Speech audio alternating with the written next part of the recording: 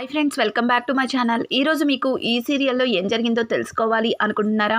అయితే వెంటనే మనం సీరియల్లోకి వెళ్ళిపోదాం. ఇక అవని అయితే ఇంట్లో అడుగు పెట్టడం ఆలస్యం.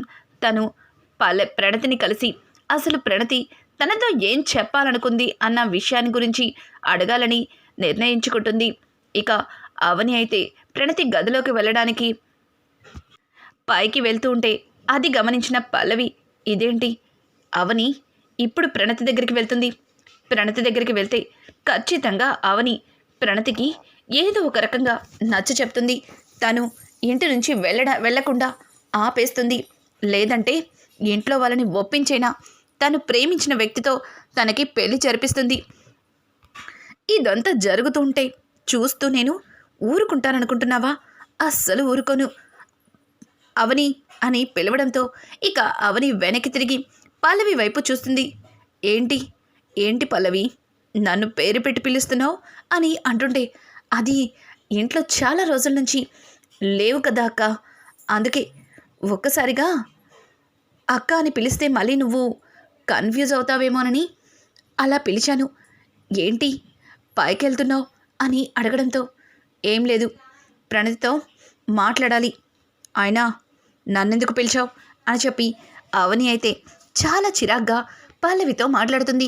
ఇక పల్లవి అయితే, అది కాదు అవని, నువ్విప్పుడు ప్రణతి గదిలోకి వెళ్తే అది అత్తయ్య చూస్తే మళ్ళీ లేనిపోని గొడవ. నిన్ను ఈ పెళ్లి వరకు మాత్రమే ఈ ఇంటికి ఆహ్వానించారు. నిన్ను శాశ్వతంగా ఇక్కడే ఉంచడానికి కాదు. అయినా నువ్వు పెళ్ళికి వచ్చిన గెస్ట్ మాత్రమే. ఇల్లంతా నీ ఇష్టం వచ్చినట్టు తిరగడం కాదు అని చెప్పి ఇక పల్లవి అయితే అవనితో మాట్లాడుతూ ఉంటుంది. అవని, చూడు పల్లవి, నేను ఈ ఇంటి పెద్ద కోడల్ని.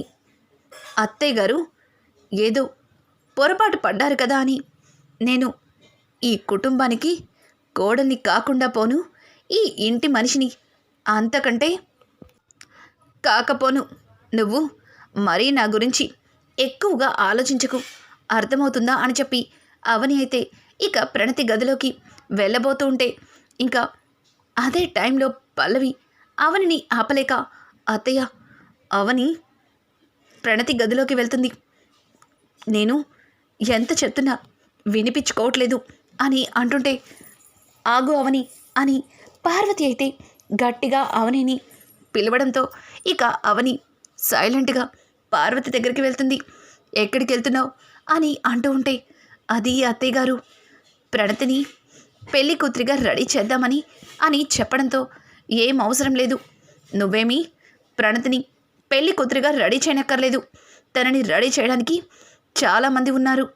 చూడు, నువ్వు ఈ పెళ్ళికి కేవలం ఒక గెస్ట్గానే వచ్చావు, అది గుర్తు పెట్టుకో అని చెప్పి ఇక పార్వతి అయితే అక్కడి నుంచి వెళ్ళిపోతుంది. పల్లవి, ఏంటి, నేను కూడా నీకు అదే చెప్పాను, కానీ నీకు అర్థం కాలేదు, ఇప్పుడు బాగా అర్థమై ఉంటుందిలే అని చెప్పి పల్లవి అక్కడి నుంచి వెళ్ళిపోతూ ఇక తన మనసులో ఇంతకీ ఈ ప్రణతి వెళ్ళిపోయిందా వెళ్ళలేదా అన్నట్టుగా ఇక సైలెంట్గా ప్రణతి కోసం చూస్తుంది.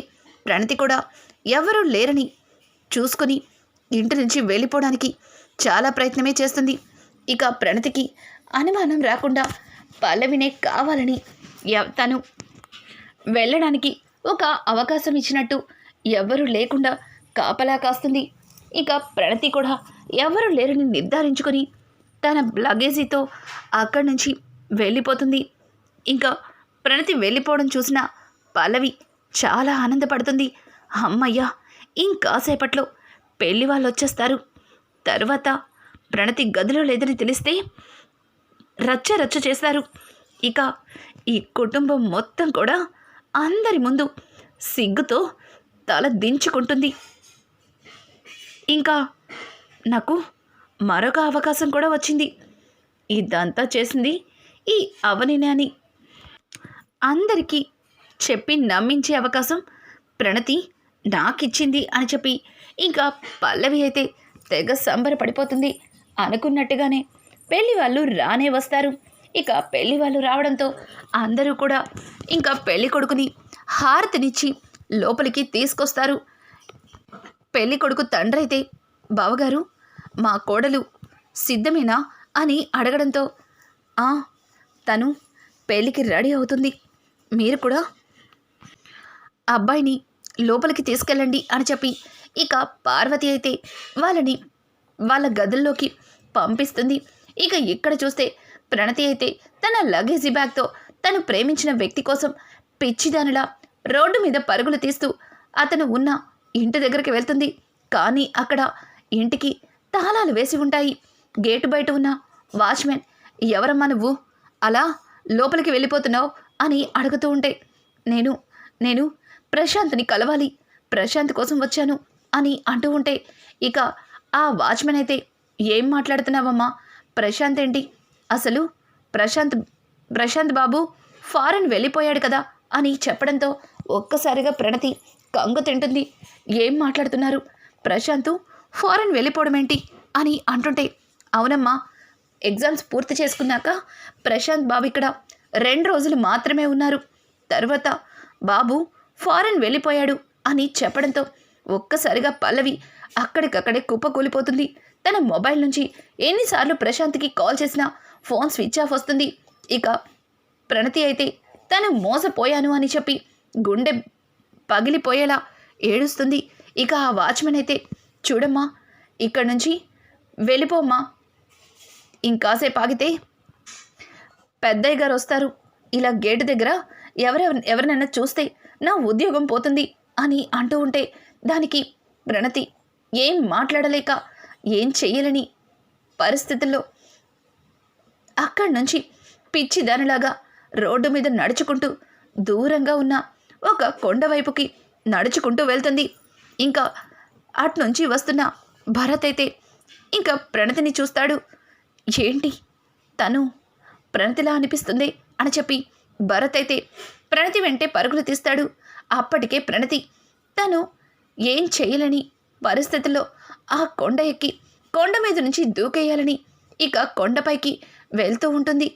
ఏంటి, ప్రణతి పెళ్ళని అక్క చెప్పింది, కానీ తనేంటి అలా కొండవైపు వెళ్తుంది, అసలు ఏమై ఉంటుంది అని చెప్పి ఇక ప్రశాంత్ అయితే, ప్రణతి ఆగండి, ప్రణతి గారు ఎక్కడికి వెళ్తున్నారు, ఆగండి అని చెప్పి ఇక భరత్ అయితే ప్రణతి వైపు పరుగులు తీస్తాడు. కానీ ప్రణతి కొండ మీద నుంచి దూకడానికి అక్కడే కొండపైకి ఎక్కుతూ ఉంటుంది. ఇక కొండపై నుంచి దూకేద్దామనే టైంలో భరత్ వచ్చి ప్రణతిని కాపాడతాడు. ప్రణతి, నన్ను వదలండి, నేను తప్పు చేశాను, నేను ఒక మోసగాడిని ప్రేమించాను, నాలాంటిది బ్రతకూడదు, వాడి కోసం ఇంట్లో అందరినీ వదులుకొని వచ్చేశాను, నా కుటుంబ గౌరవాన్ని సర్వనాశనం చేశాను అని చెప్పి ఇక ప్రణతి అయితే చాలా బాధపడుతూ కొండ మీద నుంచి దూకడానికి ప్రయత్నిస్తుంటుంది. భరత్ అయితే ప్రణతిని ఎంత ఆపడానికి ప్రయత్నించినా తను అస్సలు ఆగదు. ఇక భరత్ తట్టుకోలేక ప్రణతి చెంప పగల కొడతాడు. అసలు ఏమైందండి మీకు, ఎందుకు ఇలా ప్రవర్తిస్తున్నారు, అయినా ఈరోజు మీ పెళ్ళిని చెప్పిందక్క, కానీ మీరేంటిలా అని చెప్పి ఇక ప్రణతిని నిలదీస్తాడు. భరత్ అయితే ఇది ఇలా ఉండగా ప్రణతి పెళ్ళికి అన్ని ఏర్పాట్లు పూర్తయితాయి. ఇంకా అబ్బాయిని తీసుకొచ్చి పంతులు గారు పూజని జరిపిస్తూ ఉంటాడు. అమ్మా, పెళ్లి కూతుర్ని కూడా తీసుకురండి అని చెప్పడంతో ఇక అవని అయితే నేను తీసుకొస్తాను అని చెప్పి ఇక ప్రణతి ఉన్న గదిలోకి వెళ్తుంది. కానీ అక్కడ గదిలో ప్రణతి మాత్రం కనిపించదు. పైగా ప్రణతి రాసిపెట్టిన ఉత్తరం అయితే ఉంటుంది. అది చూసిన అవని ఒక్కసారిగా షాక్ అవుతుంది.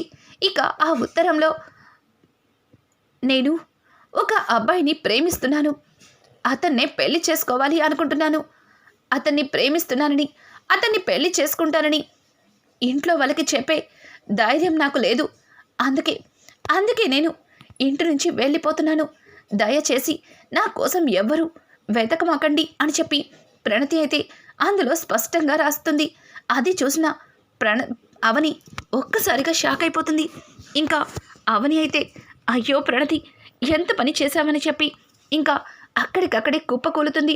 ఇక ఇక్కడ చూస్తే పూజారి గారు, ఏంటమ్మా అమ్మాయిని తీసుకురమ్మంటే తీసుకురారేంటి అని అనడంతో ఇంకా అక్కడే ఉన్న రాజేంద్ర, అక్షయ్ వెళ్ళి ప్రణతిని తీసుకురా, అవని ఇంకా రాలేదు అని చెప్పడంతో ఇక అక్షయ్ కూడా పైకి వెళ్ళబోతుంటే ఇంతలో పల్లవి అయితే మావయ్య గారు ఇదిగోండి నేను వెళ్తాను అని చెప్పి ఇక పల్లవి అయితే పైకి వెళ్తూ ఉంటుంది. ఇక్కడ చూస్తే నిజం తెలుసుకున్న భరత్ ప్రణతి చేయి పట్టుకుని ఇక అవనికి కాల్ చేస్తాడు. అవని భరత్ కాల్ చూసి ఒక్కసారిగా షాక్ అవుతుంది. భరత్ ఏంటి ఇప్పుడు కాల్ చేస్తున్నాడు అని చెప్పి ఇక అవని అయితే వెంటనే భరత్ ఫోన్ని లిఫ్ట్ చేస్తుంది.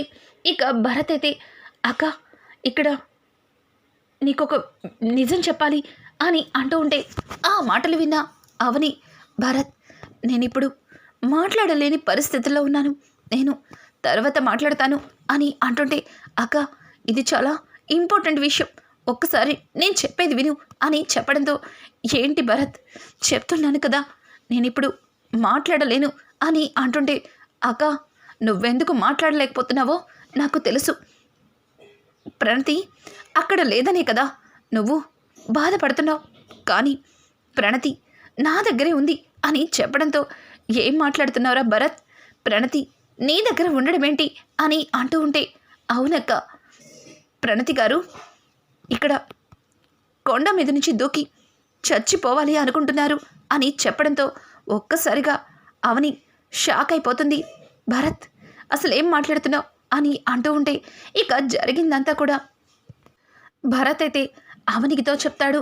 అవని ప్రణతితో మాట్లాడుతూ ప్రణతి జరిగిందేదో జరిగిపోయింది, అంతా నీ మంచిగా జరిగిందనుకో, చూడు నువ్వు త్వరగా బయలుదేరి ఇంటికి రా అని చెప్పడంతో లేదొదిన లేదు నేను అక్కడికి రాలేను, నా మొహాన్ని ఎవ్వరికి చూపించుకోలేను అని అంటుంటే అయ్యో ప్రణతి పిచ్చి మాటలు మాట్లాడకు, చూడు ఇక్కడ నువ్వు అనుకున్నట్టు ఏమీ జరగలేదు, నువ్వు ఇంటి నుంచి వెళ్ళిన సంగతి ఎవ్వరికీ తెలీదు, చూడు నువ్వు త్వరగా బయలుదేరి ఇక్కడికి వస్తున్నావా లేదా అని చెప్పి ఇక అవని అయితే ప్రణతికి అన్ని రకాలుగా నచ్చ చెప్తుంది. ఇక ప్రణతి కూడా అవని చెప్పినట్టు ఇంటికి బయలుదేరి వస్తూ ఉంటుంది. ఇక ఇక్కడ చూస్తే పల్లవి అయితే గదిలోకి రావడంతో అవని పల్లవిని చూసి షాక్ అయిపోతుంది. ఇక తన చేతిలో ఉన్న లెటర్ని వెంటనే వెనక్కి పెట్టుకుంటుంది.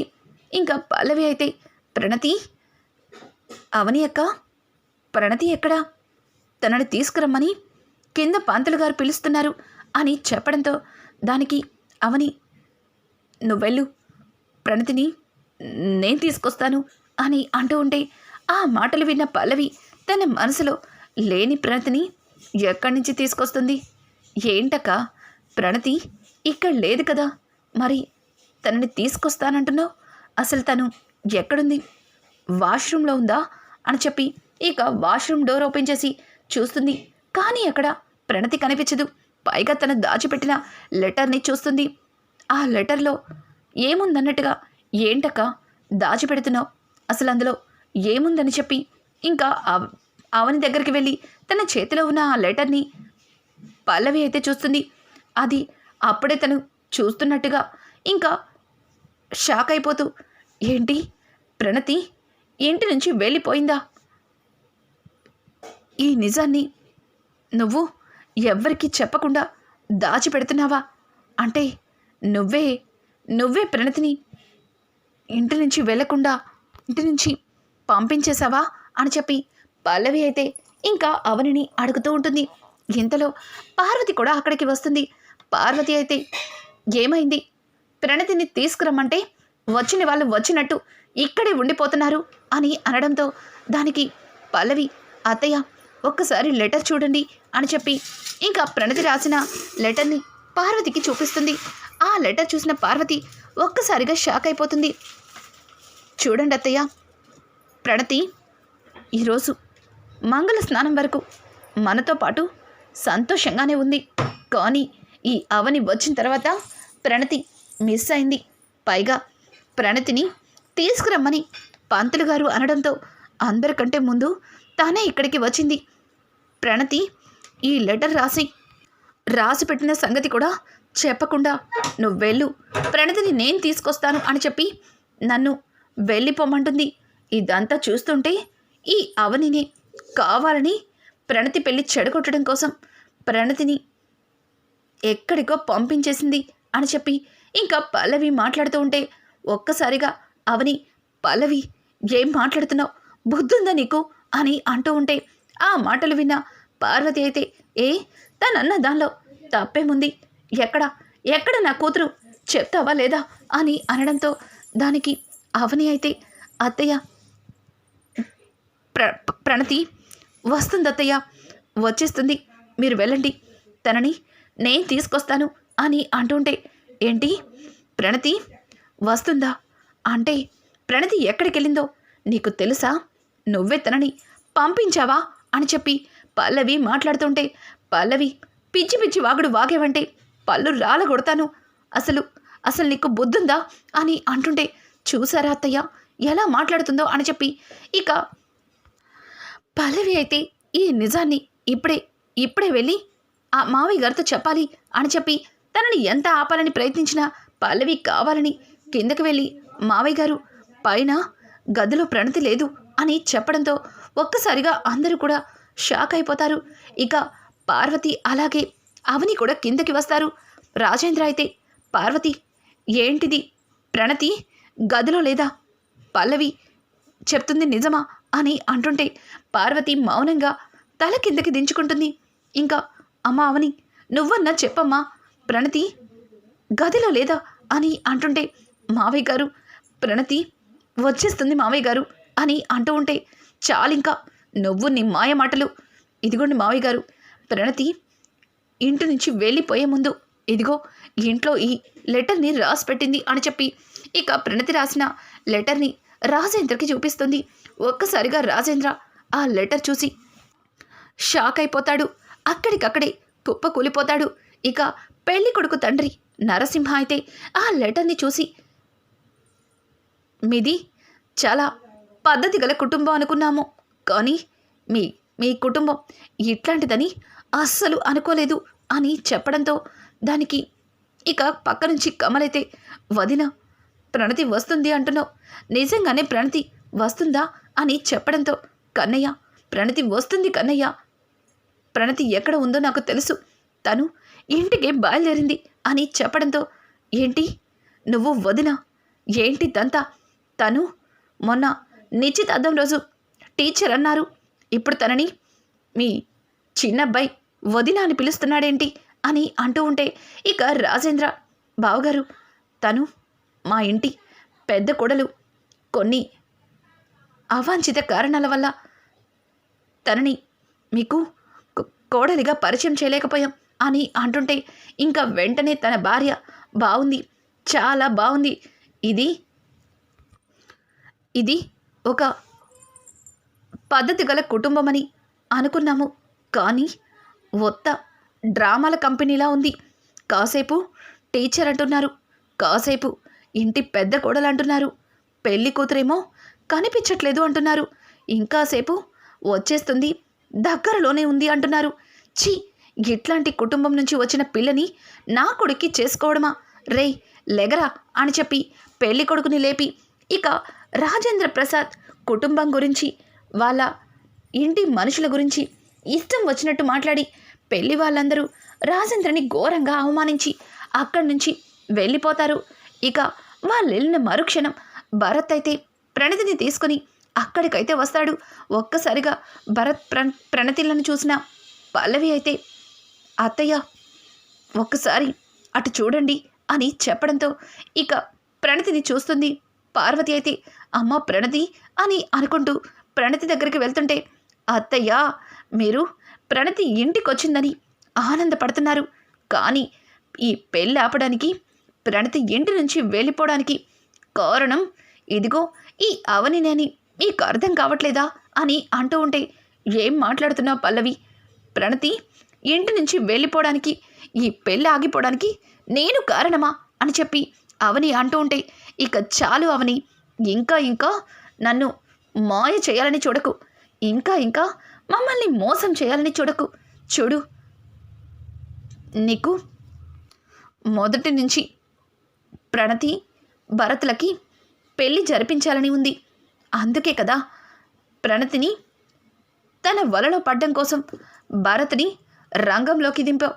కానీ భరత్ని ప్రణతి పట్టించుకోకపోవడంతో చివరికి నువ్వనుకున్నది వర్కౌట్ అవదని ఇలా చేసావు. పాపం పిచ్చి పిల్ల, నిజంగానే నీ మాయ మాటలకి ఈ భరత్తో వెళ్ళిపోయింది అని చెప్పి పల్లవి అయితే ఇష్టం వచ్చినట్టు మాట్లాడుతుంది. ఒక్కసారిగా పల్లవి మాటలకి ఏం మాట్లాడుతున్నా పల్లవి అని అంటుంటే ఇంకా అర్థం కాలేదా మావయ్య గారు? ప్రణతితో మాయ మాటలు చెప్పి ఇదిగో తనతో పాటు ఆ అనాథాశ్రమంలో పెరిగిన ఈ భరత్తో పంపించేసింది. ఈ పెళ్ళి ఆగిపోవడానికి కారణమయ్యింది. బావగారు, మీరు అవని అక్క గురించి తక్కువ అంచనా వేశారు. చూశారుగా తను ఏం చేసిందో అని చెప్పి ఇక పల్లవి అయితే అవని మీద లేనిపోని నిందలు వేస్తుంది. అవని, పల్లవి ఇంకొక మాట మాట్లాడావంటే అని అంటుంటే పల్లవి మాట్లాడిందాలో తప్పేముంది? నా కూతురి పెళ్ళి ఆగిపోయేలా చేసావు. నా కుటుంబ గౌరవాన్ని సర్వనాశనం చేసావు. నీలాంటిది ఈ ఇంట్లో ఉండడానికి వీల్లేదు, వెళ్ళిపో అని చెప్పి పార్వతి మరొక్కసారి అవనిని అవమానించి ఇంటి నుంచి పంపించేపోతుంటే ఇక భరత్ అయితే తట్టుకోలేక ఆగండి ఆగండి, ఇందులో మా అక్కకి ఎట్లాంటి సంబంధం లేదు. అసలు మా అక్క ఏ తప్పు చేయలేదు. ప్రణతి ఒక మోసగాడిని ప్రేమించింది. చచ్చిపోతుంటే తనని కాపాడి ఇంటికి తీసుకొచ్చాను. ఈ కుటుంబ గౌరవాన్ని, ఈ కుటుంబ పరువుని కాపాడడం కోసం మా అక్క ఈ నిజాన్ని ఎవ్వరికీ చెప్పొద్దంది. కానీ మా అక్కని మీ అందరూ అవమానిస్తుంటే చూస్తూ తట్టుకోలేకపోయాను. అందుకే అక్కకి మాట ఇచ్చినా సరే తప్పని పరిస్థితుల్లో మీ అందరి ముందు నిజాన్ని బయట పెట్టాను అని చెప్పి ఇక భరత్ అయితే అన్ని విషయాలు కూడా అందరికీ చెప్తాడు. ఇక వెంటనే పార్వతి, అయ్యో ఇప్పుడు నా కూతుర్ని ఎవరు పెళ్లి చేసుకుంటారు? ఇప్పుడు నా కూతురికి పెళ్ళి అవుతుందా అని చెప్పి పార్వతి కుమిలిపోతుంటే ఇక అవని అయితే, అత్తయ్య మీరేం బాధపడకండి, ఎదుటివారి బాధని అర్థం చేసుకోలేనివాడు మన ప్రణతికి భర్తగా రావడం ఏమాత్రం నాకు ఇష్టం లేదు. తను వాళ్ళమ్మ నాన్న చెప్పిన ప్రకారం నడిచినప్పుడు భార్యని సక్రమంగా చూసుకుంటాడన్న నమ్మకమేముంది? మన ప్రణతికి బంగారం లాంటి సంబంధం వస్తుంది అని చెప్పి ఇక అవని అయితే నచ్చ చెప్తూ ఉంటే రాజేంద్ర ఒక నిర్ణయం అయితే తీసుకుంటాడు. ప్రణతిని అలాగే భరత్కిచ్చి పెళ్లి జరిపించాలని. ఆ పెళ్లి పందిట్లో రాజేంద్ర ఒక నిర్ణయానికి వస్తాడు. ఒక్కసారిగా రాజేంద్ర నిర్ణయానికి అందరూ కూడా షాక్ అవుతారు. అందరి ముందు భరత్ ఇక ప్రణతి మెళ్ళలో తాళైతే కడతాడు. రానున్న ఎపిసోడ్స్ అయితే మరింత ఇంట్రెస్టింగ్గా మారిపోతున్నాయి. ఈ వీడియో మీకు నచ్చినట్టయితే లైక్ చేసి సబ్స్క్రైబ్ చేసుకోవడం మాత్రం మర్చిపోకండి. Thanks for watching.